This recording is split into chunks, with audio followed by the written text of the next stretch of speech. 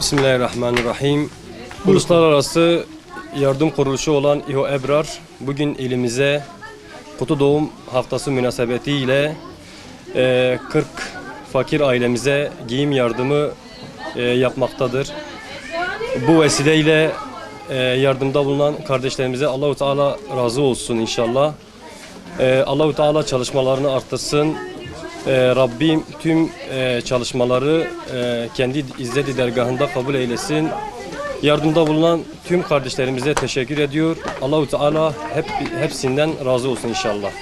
Avrupa'nın Hollanda ülkesinde 2013 yılından beri dünyanın dört bir tarafında mağdur, mazlum, fakir ailelere yardım yapmakta olan İHO Ebrar olan Uluslararası Yardım Kuruluşu bugün de ilimiz Siirt'te 40 fakir aileye yardım etmektedir. Kutu Doğum Haftası münasebetiyle çocuklarımıza giyim yardımında bulunduk bugün. Bu vesileyle İHO Ebrar gönüllülerine teşekkür ediyor ve çalışmaların devamını diliyoruz. Aran var. Bu ayakkabı var. Tamam, ayakkabı giderelim. Bu senindir. Ya bu büyük. Tamam, iyi ona da bakayım. Dur bir tane daha. Seninki ne var?